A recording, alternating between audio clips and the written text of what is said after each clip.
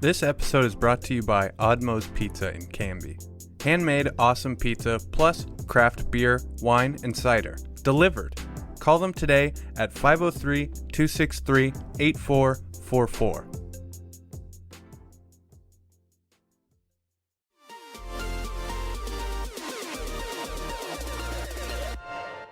Welcome to Now Hear This Canby, your source for news. The threat of a possible teacher strike was avoided this week. There's a new, irresistibly cute creature winning over fans, and its name is Scootaloo. Sports? It's like Lucy in the football. You want to kick a field goal, if they take it away from you. We had to learn how to win. Goal can't be in the last second of the game! And interesting conversations. Because I'm one of the strongest girls ever, and I know that for a fact. I just really enjoy writing gossip as if I was a bear. With an old maid daughter that make the best moonshine in the coast. And if it would have hit me in the face, I think I would have died. I really do.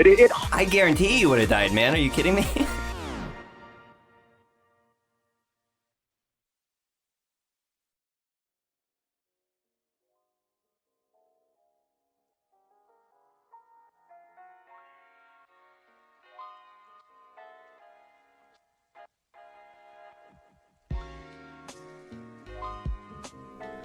Welcome to the Now Hear This Canby podcast. Thanks for listening. I'm Martina Baker, and this is what's happening this week in our community. An area teen facing manslaughter and other charges in connection with the November 19th fatal crash on Mulino Road that killed 16-year-old Canby resident Matthew Dewar will continue to be confined to house arrest after hearing in juvenile court this week. Ryan Anthony Keller, who turns 18 in July, was charged last month with second-degree manslaughter, criminally negligent homicide, 2 counts of fourth-degree assault, and reckless driving in connection with the case. 2 of Dewar's younger brothers, aged 12 and 10 at the time, were also in the car Keller allegedly struck while attempting to pass another vehicle in a no-passing zone on South Mulino Road, according to police and eyewitness accounts. The Dewars were on their way to Country Christian in Molalla, while Keller was headed in the opposite direction, bound for Canby High. The younger boys, who were in the passenger and rear seats, were not seriously hurt in the crash. Keller was transported to an area hospital and treated for undisclosed injuries. The Monday afternoon hearing was held before Clackamas County Circuit Judge Colleen F. Gilmartin, who serves as lead judge for the county juvenile court, with Keller and all other parties appearing virtually. Keller has been confined to his Mulino home on a strict form of monitoring known as sight and sound supervision, meaning those responsible for watching him, in this case his parents, are required to keep him within sight and earshot at all times. Clackamas County Juvenile Counselor Amber Kersey told the judge he has been doing well and following all of the requirements of the court order. No issues to report, she said. He's been doing really well. He's been following all of his conditions of release. I've been able to take urine screenings from him, and they've been negative for all substances.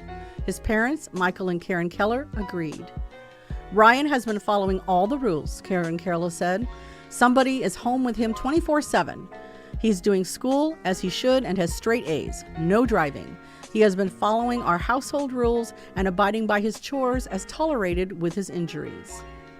Both Kersey and his parents asked the judge to consider removing the sight and sound portion of his supervision to make it easier on the Keller's work schedule, something Clackamas County Deputy District Attorney Eric Burzins, representing the state, opposed. Things are working as they are, Burzins said. We appreciate the hardship it may place on the parents, but at this point, we would ask that those conditions remain.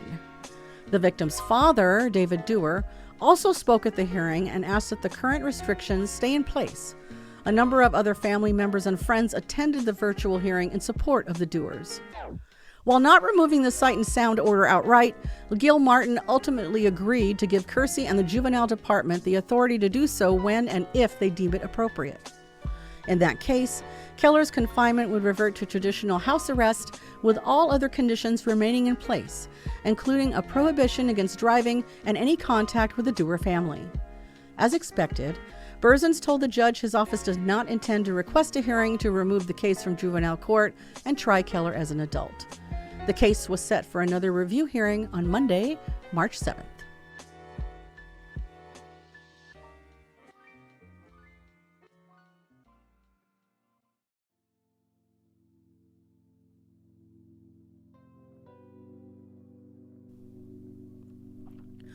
Canby State Representative and former House Republican leader Christine Drazen has announced that her campaign has raised more than $1 million in the 2022 race for governor.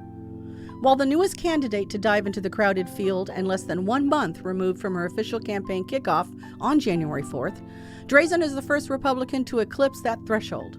She also leads the GOP field in cash on hand by a wide margin. "I'm so grateful to the many Oregonians that have helped us get off to a fast start in this race," she said in a press release from her campaign. "Whether you have supported my candidacy with your time or money, please know that your contributions are helping turn our state around." As of Thursday, Drazen's campaign has raised more than $1,033,000 and was leading the field in cash on hand by a more than 2.1 margin with over $870,000 in the bank, according to the release. Campaign manager Trey Rosser said their support is a testament to the kind of leader she is and how well her message is resonating with Oregonians. "Everywhere we go, folks are inspired by her vision for our state and her passion for putting the people back in charge of their state government," he said.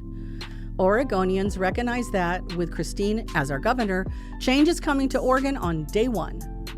In terms of fundraising, Drazen's closest Republican competition is Lake Oswego political consultant Bridget Barton, who had raised $540,000 and had $372,000 available as of last week. Sandy Mayor Stan Pulliam had raised $750,000 but had only $250,000 on hand, while Salem oncologist and 2016 GOP gubernatorial nominee Bud Pierce had hauled in $850,000, about 1/3 of which came from his personal coffers, and spent more than $700,000 of it. Drazen will have more time and energy to devote to her campaign next week after resigning her seat in the Oregon House of Representatives. Republican precinct committee members in Clackamas and Marion counties will nominate 3 to 5 candidates for Drazen's seat, and county commissioners will pick one to serve until the end of her term in January 2023.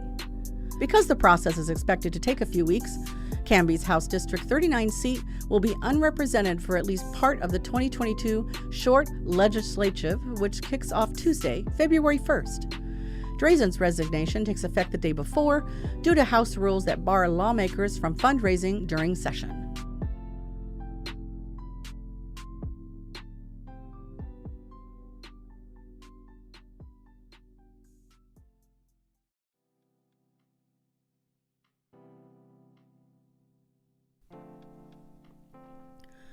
Despite losing a significant portion of federal funding, leaders of the Alsea School District are moving forward with their plan to allow students and staff to forgo masks when they return to school buildings on Monday, January 31st, making them one of the first public school districts in Oregon to openly defy the state's COVID mandates, which are among the strictest in the nation. Superintendent Mark Thielman, who oversees the 838 students enrolled in the district about 30 miles southwest of Corvallis, said he would accept losing the money, an estimated $325,000 from the Elementary and Secondary School Emergency Relief Fund. On Monday, masks will be optional, he said. They've been exhausting and harming the school climate. On Friday, January 21st, Thielman posted a letter to the district website saying that the Alsea School Board had voted to defy the state mask mandate and he would follow its guidance. Students and staff would no longer need to wear masks at the district's 2 school buildings, only on the bus due to overriding federal regulations. The Alsea Education Association, the local teachers union, has voiced its opposition to the school board's resolution, saying in a letter this week that the decision puts the health and safety of staff, students, and the entire community at risk. However, Thielman told KATU the move has also the support of most parents in the district. They want balance, he said. They want us to use good science, good data, to consider data from other agencies. And they want me, as the superintendent, balance with negative aspects of efforts of those mitigations. The new policy was to go into effect Monday, January 24th, but Thielman posted another letter to the district site Sunday saying he had decided to close schools Monday and Tuesday due to COVID-related staff shortages. He later extended the school closure through the end of the week and said that they would reopen on January 31st. Oregon has $1.7 billion available for schools from the Federal Relief Fund to help pay for building improvements, teachers, and programs to help students catch up on lost class time and learning opportunities. As of December 2021, Alsea had undertaken about $48,000 worth of projects that qualified for federal relief funds, and the state had reimbursed a little more than half of it. Alsea's budget as of the district's 2021 to 22 budget is about $15 million. The loss of federal funds is like losing a quarter for us, Thielman said. Enrollment for the two-building district, which reported only 158 students in the 2017 to 2018 school year, has surged over the past 2 years due to its aggressive focus on in-person instruction during the pandemic. More than half the students in the Alsea School District receive free and reduced lunch, often used as a proxy for the percentage of students from low-income households, and they reported a graduation rate of less than 50% for the class of 2021. In a note to Thielman, Oregon Department of Education Director Colt Gill wrote that the district's violation of executive mandates could result in fines of anywhere from $100 to more than $125,000 and daily fines of $250 to more than $12,500 per day for violations. The Oregon Occupational Safety and Health Division, OSHA, which is in charge of enforcing penalties related to defying statewide orders, said it was evaluating complaints connected to Alsea's actions this week, and it may take a few days to open an investigation.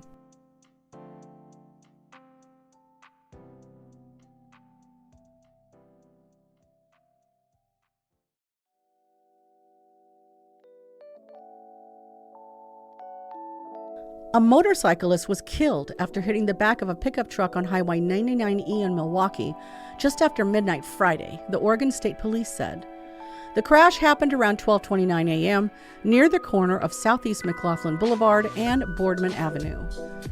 According to OSP, 34-year-old Portland resident Norman Steach was driving a green and black Kawasaki motorcycle when he rear-ended a Ford F-150 driven by 44-year-old Benjamin Partain, also of Portland. Steach was fatally injured and pronounced dead at the scene. OSP said Steach's high speed is believed to have been a contributing factor to the crash. The roadway was closed for 3 hours while crash investigators examined the scene.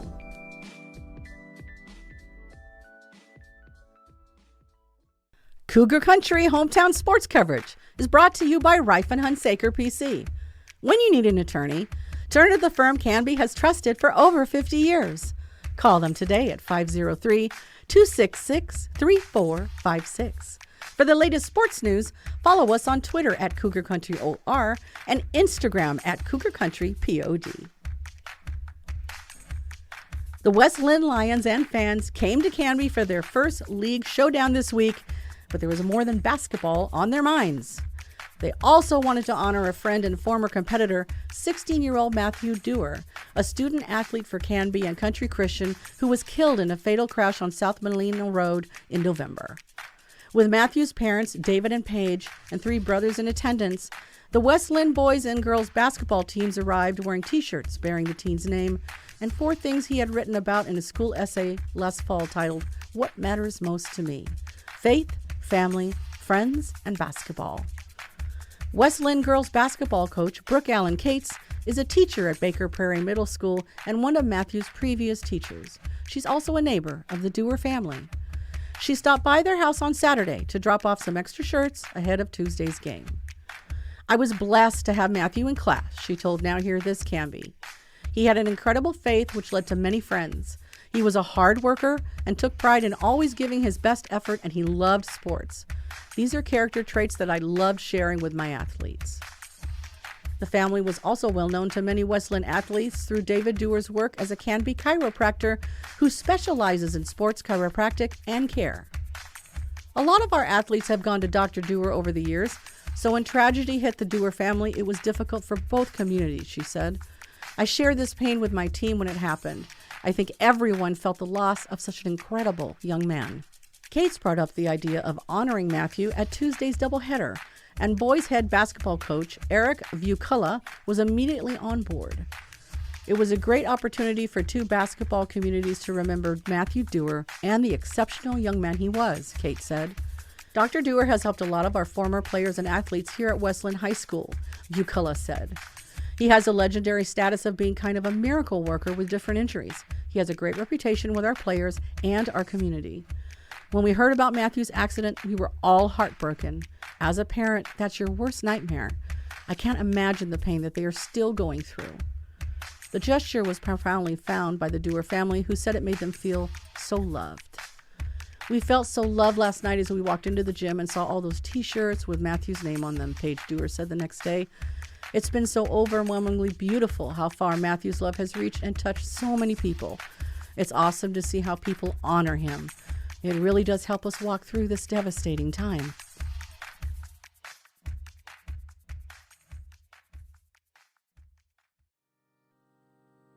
Are you a healthcare hero? Do you want to become one? Are you looking for a position where you are valued, your time is your own, and you have ample opportunity for growth? Marquee Companies at Hope Village in Canby, Oregon offers all of that and more. They are currently hiring nurses, caregivers, CNAs, and enrolling students in their free CNA course. From competitive wages and up to $25,000 tuition reimbursement to flexible schedules and the opportunity to make a positive impact on someone's life, Marquee at Hope Village is the right place for you. Take your career to the next level and apply now to become a valued team member at Marquee at Hope Village in Canby. To learn more or apply today, text CURRENT, that's CURRENT, to 888-906-3432.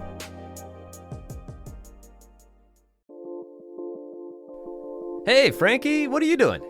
I'm trying to figure out which TV option I want to use when DirectLink turns off their video services in January of next year.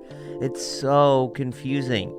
Do you know there's about 40 million streaming services to choose from? Which devices do they work on? What channels do they offer? No, I did not know that. But you do realize that you're probably better off than you think. If you have DirectLink's Easy Video TV now, you're already using a streaming service. But listen, you don't have to go this alone. DirectLink is actually helping their members transition to their next video provider. The company has an extensive informational website where you can compare popular services, and they host live tutorials on streaming TV options to help you decide. Well, hold the phone. Are you saying that they're actively trying to help their members switch to a competing service? Who does that? Well, DirectLink does. I mean, I guess it's one more chapter in their long history of wanting the best for our community. They've actually offered free classes for the past 12 years that teach our neighbors about the latest technology and internet security practices. And don't forget, they also orchestrated that popular bingo game last year that helped keep everyone entertained and connected during the lockdowns.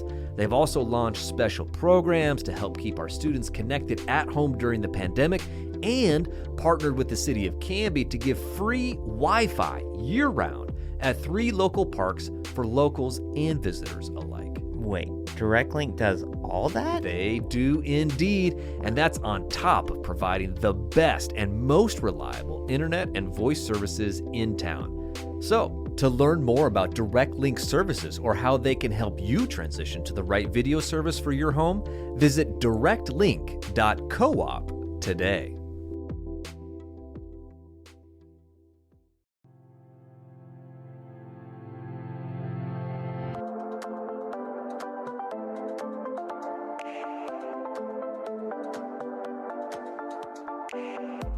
Joining us now, we're so delighted to welcome back Mike Schmader. He is a member of the Canby Knights of Columbus and the longtime chair of the Canby Crab Dinner and Auction, which is going to be presented as a drive-thru event again this year. Hi, Mike. How are you? I'm good, Tyler. How are you today? Hey, I'm doing great. Thanks so much for asking. You were telling me you were out at the coast. I assume you were digging for crabs or looking for... No, I was getting just... ready. No, I'm kidding. Yeah. Enjoying a little R&R. But when I saw the weather down there, I kind of wish I was crabbing. It was beautiful out there. Yeah, absolutely. Well, tell us about this year's event. Like I mentioned, last year's obviously went drive-through format. We always love to do the crab dinner, and we're delighted to take part in that last year, and seemed to go pretty smooth, all things considered. Of course, we missed being able to come together, but you do the best you can, and you guys did an awesome job of completely reworking the dinner to make it something that could still go off. Yes, it was unfortunate. It's kind of a bittersweet thing. It was unfortunate that we weren't able to hold it in the main pavilion as we have for so many years, but it was refreshing to know that a bunch of old guys can learn a new trick And with the drive-through success we had last year, it just kind of set us up for a little easier transition into this year. So we're really excited. The event's going to be on the 26th of February.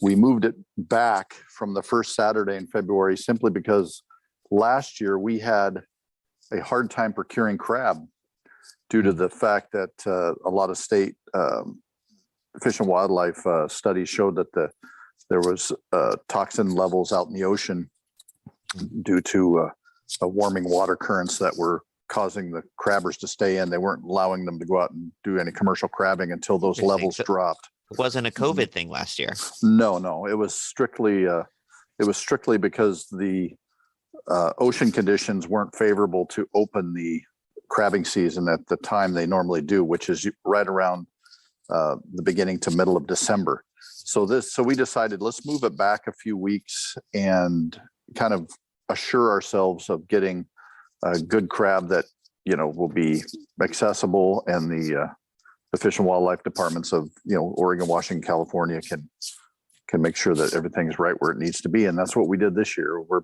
moving it to the 26th, and we've already secured our crab. We're getting it, it's fresh, local, down out of Garibaldi. Nice. In fact, that's one of the purposes for my trips. My trip over the weekend down to the coast was to talk with the supplier, and I've got everything lined up with him, and we're really looking forward to it.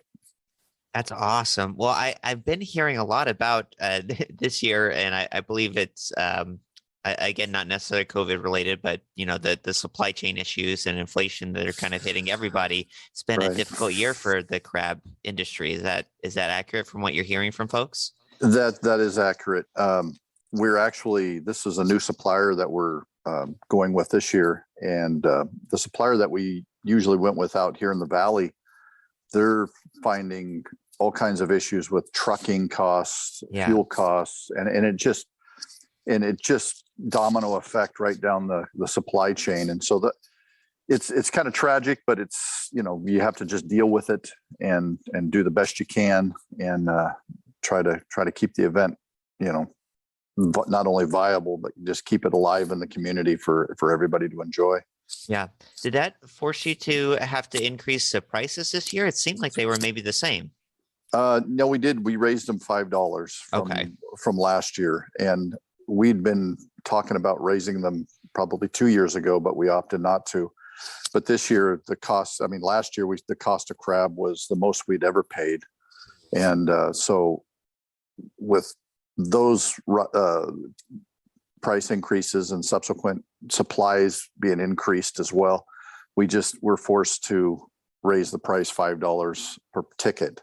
And we're hoping that not to have to raise it anymore for many years, but for a while. Because we try not to do that.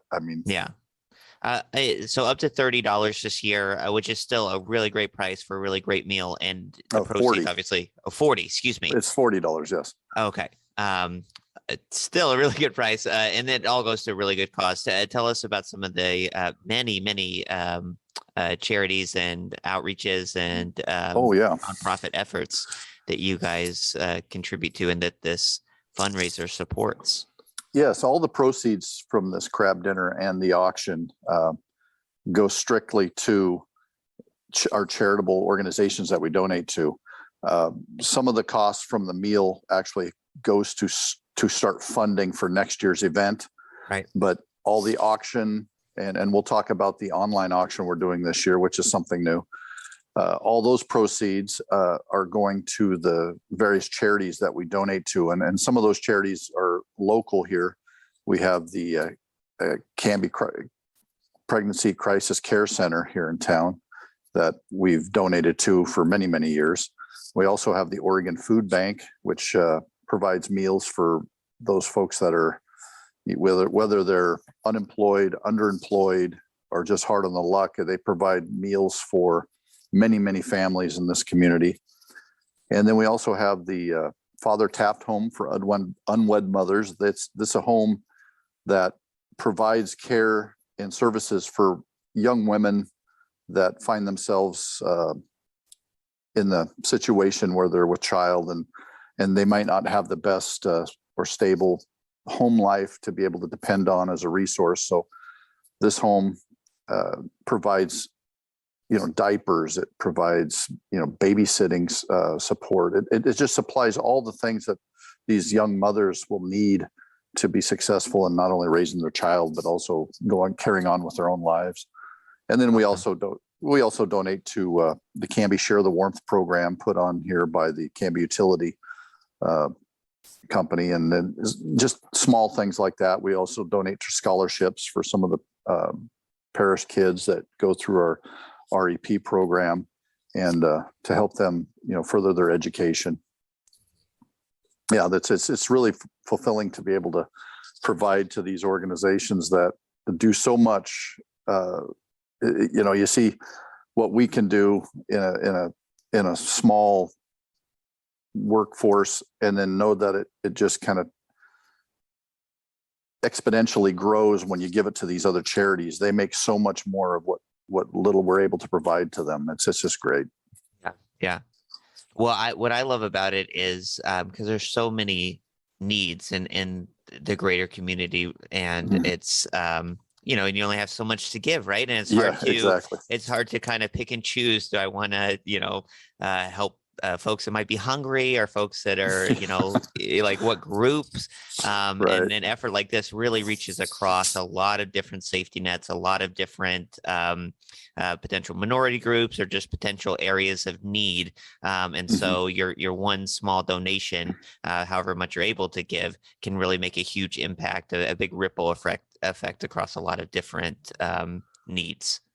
That's true. And then this year also, typically when we had our event indoors, we always had what we call the paddle raiser during the auction, or the live auction. We would have a cause or an organization or an individual that was in need in our community, and the community would come together, and we'd raise funds, in the matter of minutes for this. Right. It's always amazing to see. Yeah. Yeah, and last year we had a family, a woman up in the Santiam Canyon fire that lost her home, and she had 5 kids, and I mean, it's almost like a carbon copy. This year, a local family in Canby here, Jose and Veronica Ortiz, their house burnt down 2 days before Thanksgiving, and they lost everything. So we have pledged to do our special appeal, or what we used to call the paddle raiser. We're doing that for them this year to help them reestablish themselves, get them the resources they need to kind of get on with their lives and move forward. Yeah. We actually covered this story. It was heartbreaking. As you said, it was right before the holidays. The Ortiz family, they didn't have renter's insurance. They lost everything they owned. Even their vehicles were destroyed in the fire. They were parked outside the garage where it started, and I believe one of their vehicles was used for a landscaping business. So exactly. Yeah. Even lost some ability to provide income. Yeah. And the one thing that stood out to me, I remember from that story, was, some friends that set up a GoFundMe. They asked for $5,000. Like, they put a cap on it. Yeah. Well, even a couple of people commented how small that seemed, but like that they weren't asking for, right. Just enough, and that I think just shows some of that humility or whatnot, that they recognize other people have needs and whatnot. But really cool that you guys are helping them out, because I'm sure their needs are continuing from that. That was in November. So yeah, they're a very nice family. They're actually parishioners at St. Patrick Church. So there's a lot of support for them, not only spiritually, but everybody's trying to help out as best they can. And I did find that kind of interesting, that the $5,000, it just shows their humility. Yeah. And it's just, we hope we can really, really help them out this year with our special appeal. Yeah, absolutely. So let's talk a little bit about maybe what you learned from last year's drive-thru event. What tricks you old guys learned as far as the process and how it's going to work this year for picking up. Okay. Well, for starters, I think what I learned the most from last year's drive-thru event was that old adage, don't sweat the small stuff. Yes. And because I mean, the old dog, new trick type of deal is is not really true. You can teach old dogs new tricks, because we are proof of that. Last year, going into the drive-thru, we knew going in that it was going to be substantially easier than when we put on our main event inside the pavilion. I mean, just logistically, it was just, I mean, people don't even get out of their cars. It's quick. We didn't have the oral auction. We didn't have the silent auction. So, I mean, from a standpoint of preparation, it was, 1/100% of what it would have been normally. But with that being said, we were kind of cutting a new path into something we'd never done before, and not knowing how the community would respond to a drive-through when everybody was so used to, and us included, we were so used to the kind of the, I don't like to use the word, but it's kind of true, the party that we had indoors. Because it was truly, a party. It was a party. Yeah. And I mean that in all the most respectful way. Yeah. In the sense that it was just like a giant community reunion. Now, I was going to say family reunion, but it's a community reunion. And it was fun. It was loud, and we had a great time. Transitioning to the drive-through format, it actually went a lot smoother than we possibly could have thought it could. And that's where this don't sweat the small stuff comes in, because there's little things in the main event in the pavilion that you'll have 100 of them. Well, in the drive-through, you might have 3 small things that you have to really be concerned about that could go wrong or might have gone wrong. But we didn't worry about that. We knew what we had to do. The fairground was fantastic to work with, and they made it really easy for us to facilitate that format. This year, we decided to save some even more money, because last year, when you don't have an auction, whether it's silent auction or oral auction, you're not generating as much money as you typically would. So this year we decided, we talked to St. Patrick Parish will let us have the event right there, since it's kind of an open door, out the door type of format. We didn't need to invest the money into having it at the fairgrounds, even though the kind of the geographical setup was really nice. We have the same type of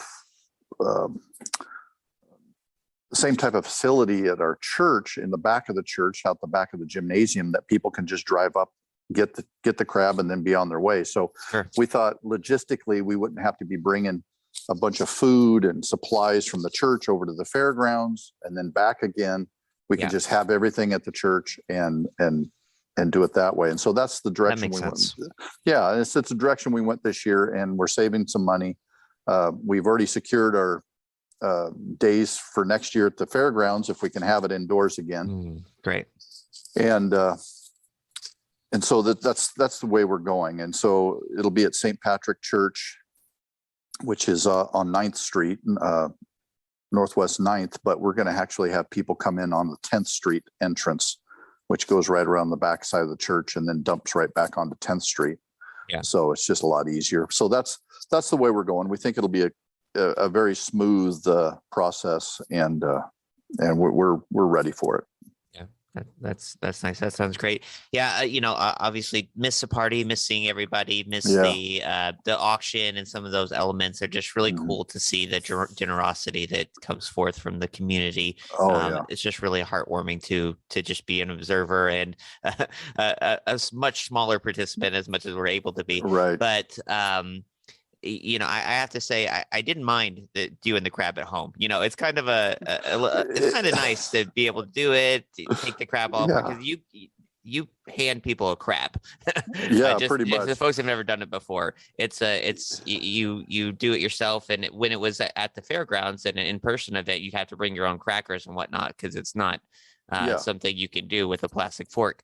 But yeah, so being able to take those home and kind of do it at your own pace and have something on Netflix or whatnot as well, is not a bad way to spend an evening. That's true. And if any of your followers do know how to do it with a plastic fork, I want to know that trick.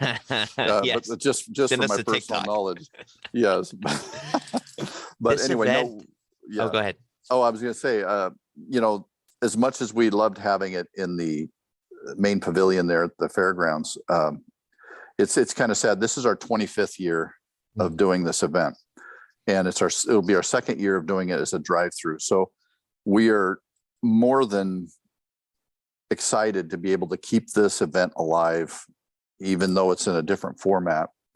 And just one point of note, last year we did the drive-through for the first time. We'd never really even had it on our radar of having ever needed to do that. But thanks to the pandemic, we were kind of forced to do it. But we sold as many dinner tickets in the drive-through as we do for the main pavilion event. So the community came out and just really kept us, our spirits were high.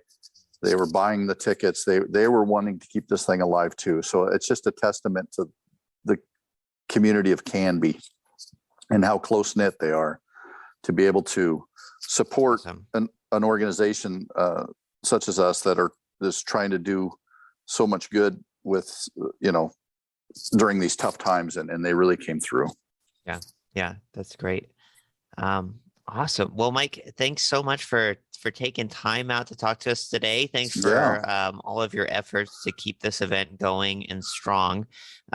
Is there anything else that you want to share with folks? How can people get information? I know there's stuff online and Yes. Yeah. We have two websites, one website's for the online auction that we're doing this year. Awesome. And that for somebody to go online to see what auction items we have to bid on, you just go on to Bidding Owl. Okay. You type on Bidding Owl, and then you'll hit a link that says featured auctions on Bidding Owl. And then you scroll down, and Canby KC Charities, which stands for Canby Knights of Columbus Charities, is right there. And you can link onto it, see all the items we have, and bid on it. These items we're trying to do, we're trying not to do, $20, $30, $40 items. We're trying to do $75 or more items so that we can maximize our charitable fundraising that way. So we got some great items. We got a trip, a 5-night stay down in Puerto Vallarta, Mexico. Oh, nice. We got a cabin over in Joseph. We have my wife and I are sponsoring a dinner here by the Dahlias, a dinner for 6. And so there's all kinds of great items that you can bid on there. But you can also buy dinner tickets if you type in Canby. If you just type in Canby Knights of Columbus, and then there's a link there that'll get you to the Canby Knights of Columbus website, and then that has a link on that page that it's very self-explanatory. It just says purchase tickets, and then you can click on there, and it'll guide you right through the process. If not, they can reach out to me personally, and I can hook them up with tickets as well. Awesome. Are you sure that KC stands for Knights of Columbus? I heard it was Kansas City. Big Chiefs fans out there, you guys. No, that's a good one. I was pulling for the Bills myself, but I love the Chiefs as well. So well, they almost pulled it out, didn't they? That was quite the game. That was some of the greatest football and worst defense I've ever seen in my life. Greatest offense and worst defense, absolutely. No kidding. Well, thank you for being in such a good mood today, despite that disappointment. Again, really appreciate having you on, Mike, and we'll look forward to seeing you in February. Tyler, we always appreciate your interest and you're keeping the community abreast of what we're up to. Absolutely, my pleasure. Take care. All right, thank you.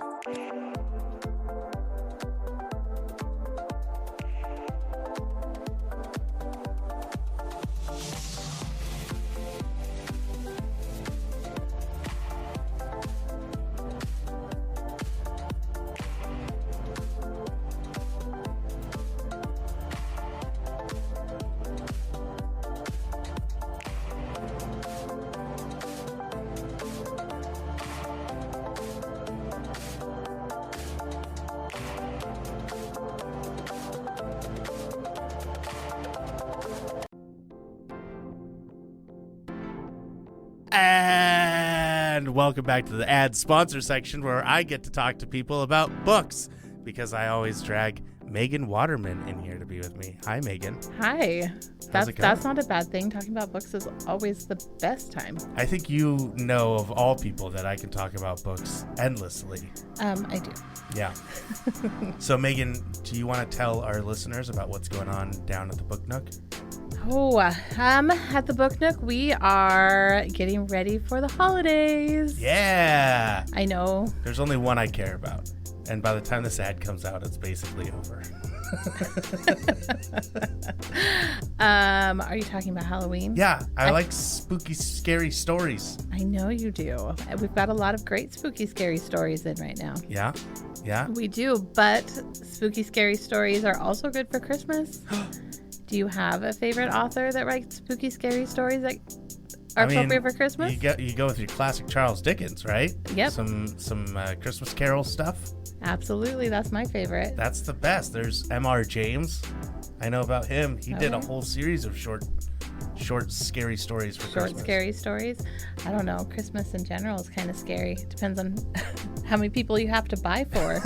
How many people you have to cook dinner for. Right. Speaking of cooking dinner, Thanksgiving is coming up. Thanksgiving is coming. We have got some beautiful cookbooks in recently, and some really cute kids cookbooks just came in if you want to start cooking with your grandkids or starting to train up your little ones to cook Thanksgiving dinner so you can just sit on the couch and watch football.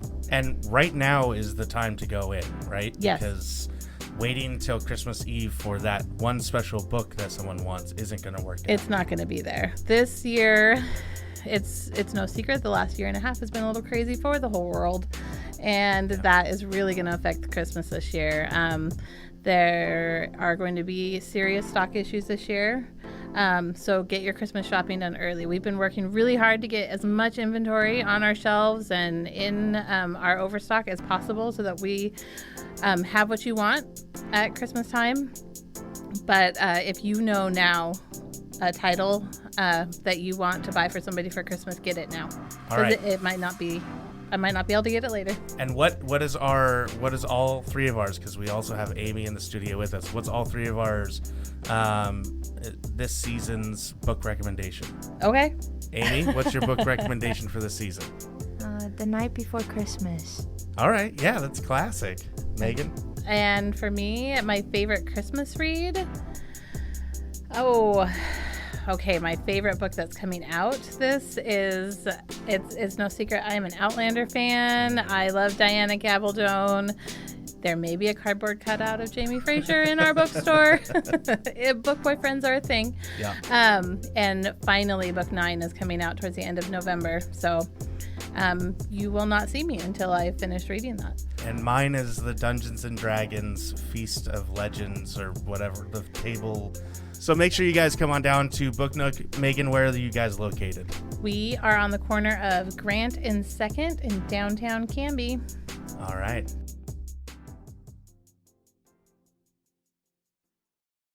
And now, a message from Donna Ellison of Ellison Team Homes.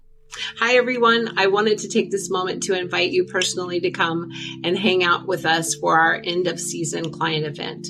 It's a thank you to all the wonderful people we've done business with, as well as a welcome to a lot of our community. I'm doing this in partnership with Vanessa Zimmerman team at Academy Mortgage. It's just kind of our way of saying thank you. We've really enjoyed getting to know you, doing business with you, etc. We'll be outside. We're sensitive to the fact that we're in COVID, still dealing with that. So it will be spread out. People will have room to breathe and sit and walk and talk. Reckless Company, if you've never heard them before, they're awesome. They're going to be playing. We'll have TMK here. I can't wait to try the corn dog. I've been waiting like 2 years to try this corn dog. So it looks amazing, and I've heard it's amazing, and I think there's quite a following. Also, they'll have all kinds of other food. We'll have beer and cider. Everything's hosted, of course, as a thank you.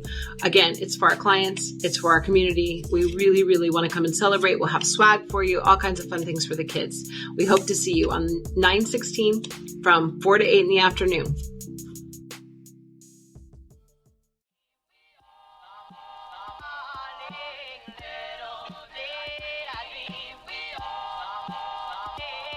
All right, we draw this episode to a close with the return of Canby Then, one of my favorite segments because I get to learn so much about the history of this beautiful little town of Canby. Canby Then is brought to you by Retro Revival. They're not your average antique shop, and they're open daily. You can find them on the corner of Northwest 3rd and Grant Street in downtown Canby. That's opposite Wake Park. Or connect with them through email at retrorevivalOC@gmail.com. Well, as you know, things have been a little interesting around Clackamas County these days. So the crew here at Now Hear This Canby hasn't quite had the time to do our usual digging through the dusty tomes to discover the gems of local history that we love to share.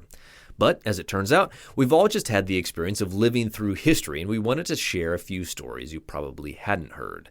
So our own Tyler Franke, the man, the myth, the legend, took a recent trip to the Clackamas County Fairgrounds this week to hear from volunteers who have been caring for hundreds of people and thousands of animals evacuated from their homes due to the wildfires. And here's what we heard. They called it Noah's Ark, a small building on the Clackamas County Fairgrounds stuffed with dogs, cats, turtles, people, a rabbit, a dove, and a handicapped duck. Noah had it easier, though. He only had 2 of each.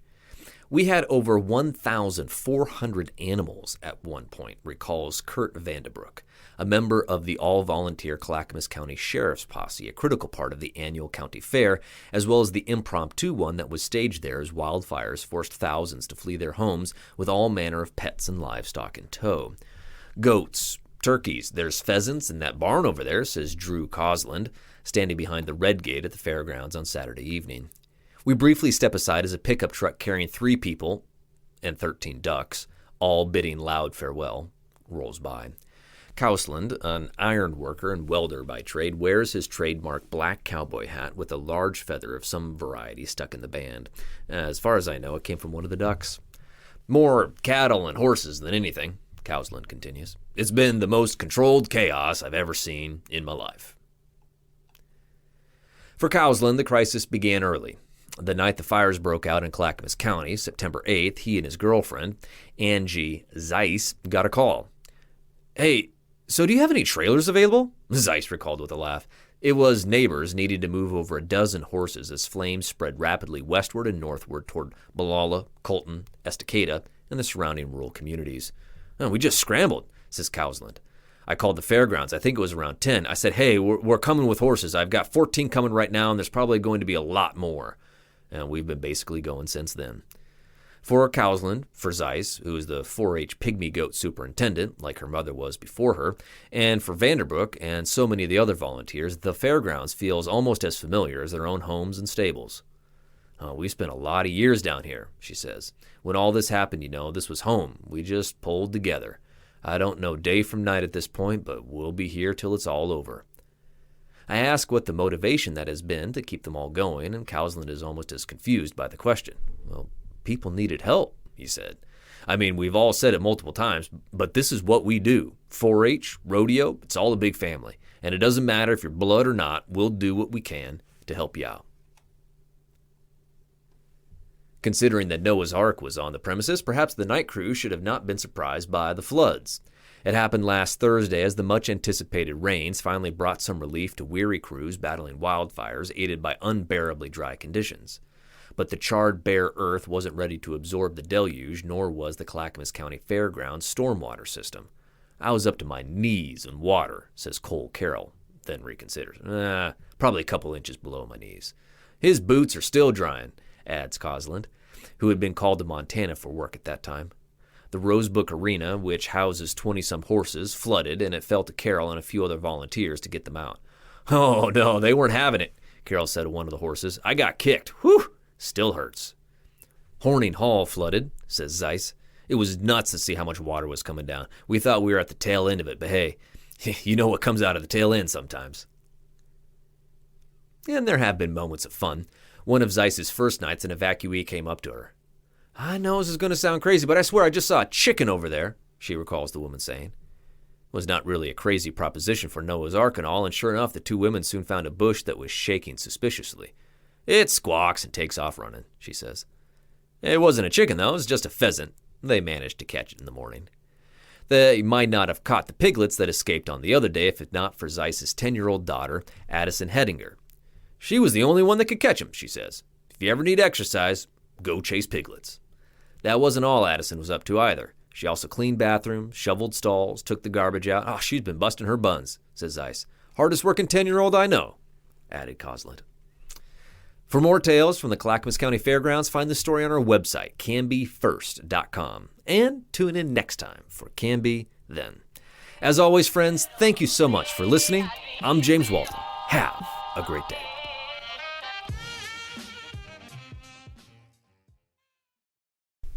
Tyler, did you know that the Australian lyrebird can mimic any sound that it hears, even chainsaws? No, that's super interesting. Did you know that a baby puffin is called a puffling? Or that baby sea otters can't swim, so their moms wrap them up in pieces of kelp until they learn how to paddle? Wait, do you know any trivia that isn't like animal related? Not really, but here's some stuff you may not know about the Wild Hare Saloon, where Canby goes to eat and have fun. Okay. The Wild Hare is one of Canby's longest running locally owned restaurants. Owners Joan and Darren Moden have been in business for 16 years. That's cool. Yeah, heck, you were just a baby back then. Wait, what? And they love to give back. They've been members of the Canby Chamber for that long, and they donate over $20,000 to local sports, FFA programs, and civic organizations each year. Wow, I'm legitimately caught off. That's cool. Yeah, they also support more than 30 jobs in the community through their award-winning staff, some of them as young as 18. Hey, that's older than you are. Dude, I'm 10 months younger than you. With the days getting longer and the weather getting warmer, the Canby Wild Hare's expansive outdoor patio is the place to be. Furry friends welcome. Well, that sounds great. I'm going to go check them out just off of Highway 99E next to the Space Age in Canby at 1656 Beaver Creek Road in Oregon City, or on their website at thewildharesaloon.net. Now Hear This Canby is produced by me, Tyler Clausen. Our content director and star reporter is Tyler Frankie. And of course, our show is edited by Cameron Clausen. We also feature the vocal talents of Joyce Struby and James Walden. So a round of applause to them. The song that you're hearing right now is Canby by singer-songwriter Olivia Harms, used with her permission. To find more work from her, you can visit her website, olivia13.com. Now Hear This Canby is dedicated to preserving independent local journalism and redefining local news with our fun, fresh, and energetic brand of storytelling. Our sincere thanks to our local sponsors who make this show possible. Please show your appreciation by supporting the small businesses who support us. The production of Now Hear This Studios, Canby's locally owned full-service audio, video, and media production company. Our mission is to produce the best content in the universe, and we'd love to help you do it. Find us online at nhtstudios.com.